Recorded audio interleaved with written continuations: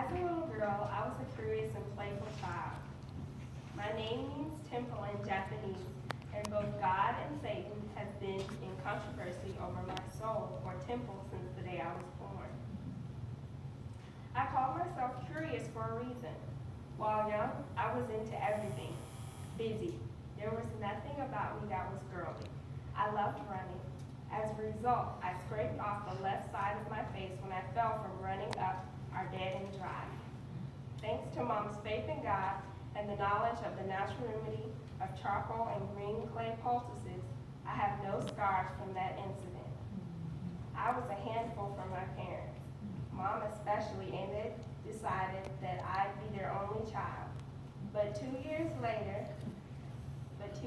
after I was born, Terry came.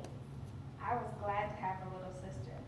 I loved Terry, and we've shared so many happy memories from making mud cakes, playing on our swinging set that our dear granddaddy had bought us, playing store, cooking with play food, playing with Play-Doh, playing with our dolls that Granny Mary had bought us, and playing with my tea set that Lola had bought me. Playing was endless for me, so much so, a lot of the times it got me into trouble. When Mom sat me down to teach me my memory verse, I gave her a hard time. She tried to teach it to me in so many ways, including making little songs, and that is the only way it worked. When Mom started teaching me scripture songs, I started to fall in love with Jesus, and Satan got busy. At this point, Mom had just lost her goddad, and of course I'd come to love him as a granddaddy and call him Pawpaw. Shortly after he passed, a spirit impersonated him to me. One night, just before I went to bed, I was sitting on my bed admiring the full moon outside my window, and happened to look at the end of my bed, and there he sat. I can't remember what he said, but I remember him talking to me, and we held a conversation. I turned and looked back at the moon, then turned to look back at him, and noticed he was gone. I was shocked. He had come so quietly and left in the same way. The next morning, I remember asking Mom if she'd seen Pawpaw, and I made it clear to her that I thought I'd seen him no matter how hard she tried to tell me what I really saw. I just knew I'd seen my Pawpaw. After that, Mom's prayers had gotten more serious for me, for she could see that the devil was wrestling for my soul. Dad had a talk with me, and he shared Ecclesiastes 9:5. For the living know that they shall die, but the dead know not anything, neither have they any more a reward, for the memory of them is forgotten. Dad was impressed to study this doctrine for family worship several times through the years, and now that I've grown up, thankfully to him, I have the proper understanding of the state of the dead. Like I said, I had a lot of energy, and Mom became helpless on how she was going to keep me busy. And that's when she put me in tap dance. I loved dancing and was good at it. I was my teacher's favorite, and I loved that. But my mom could see that my little interest in Jesus dimmed, especially after my evenings were filled with going to tap class.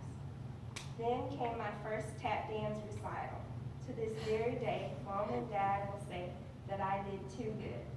It was fun. I enjoyed the costumes, music, and dances, and I made sure that Mom and Dad knew. When Mom saw my excitement for dancing, she took me out of it, wanting more for her little girl in dancing. For that, Mom, I can never thank you enough.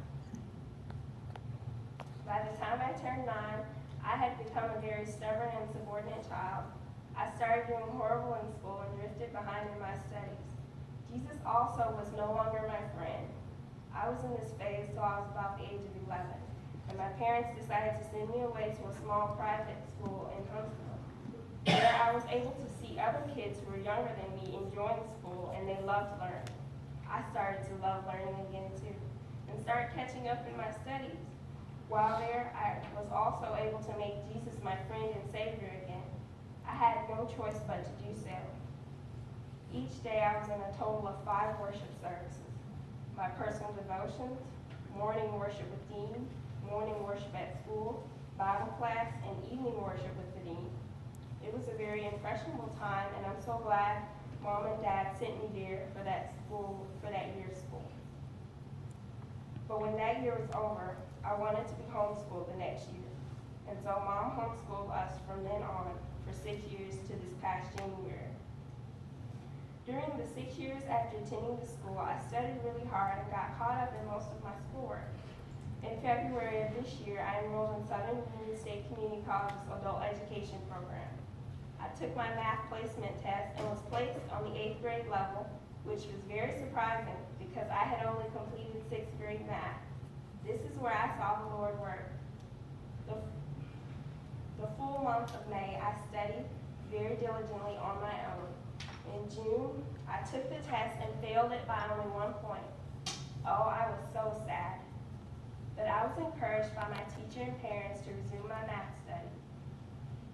Southern Union then hired a math teacher to help me, and the time spent with my tutor was very helpful. She was able to explain the math concepts in such a way that we were able to study the whole chapters and sections during the allotted time of 5 weeks in order to be ready to take my test. July 11th came, and I remember feeling at peace till the test started. As soon as I got in the middle of the test, I started to think that I was getting mixed up on some of the work and how it was set up. I started to get a little worried, and I prayed, and I continued to answer the problems to the best of my ability. When I finished testing, I returned to the school, feeling very hopeless and sad. I was so sure that I had failed the test once again. An hour later, I received an email notifying me that my test score was ready. I was so nervous, I didn't even want to see my score, but I opened the email to see that it read, "Congratulations, Miyana, you have earned your GED." I screamed. I was so excited, and I marveled at how I could see that God was the only one who had helped me learn those math concepts so quickly. My entire life, math was a struggle, and once I got to my senior year in high school, God could see my changed heart and my willingness to surrender my schoolwork to Him. He took over and quickly endowed me with the abilities to learn the high school math in the space of 2 months. Having had the opportunity to have seen God work in this way in my behalf brought me closer to Him than I was when I was baptized. I thank Him so much for what He's done through me. Now I'd like to thank my mom for her willingness to be my full-time mother without dividing her time to other pursuits like her dream to be a doctor, a computer specialist, and a classical piano.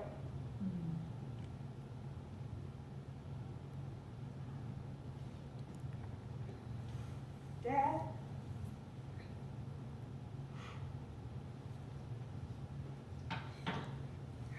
you made the hard decision to work and to live a solitary life,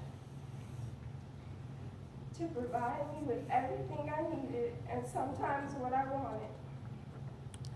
Thank you. You were gone a lot, but I'm thankful for the times you were home.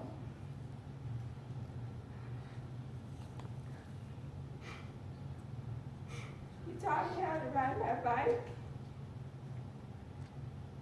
how to color. You introduced me to the parks around town. You let me help cut the grass, even though I'm allergic to it. I especially liked using the power tools to trim the hedges. And lastly, teaching me how to drive. But I must say, the truck is too big, Dad. And I'd be much more comfortable learning to drive a car first. Just consider it. Terry, what can I say? Growing up would have been really lonesome if it weren't for you. For these past 16 years, it's just been you and I. I loved it that way. When I leave in the spring, I will miss your hugs,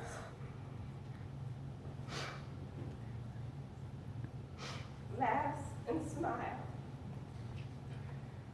I I'm sure I'll cry each night for a while.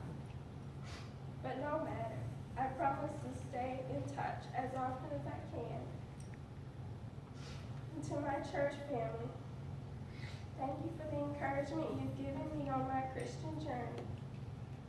When we travel, we always wish we could take our church with us. We miss you, and I will miss you when I leave. This is the best church experience I've had in my life. When I leave, please stay in touch with me. And to my teachers, Mom, Nana, Miss Burton, Miss Julie, Miss Royce, and Miss Head, thank you for your patience in working with me. I pray that God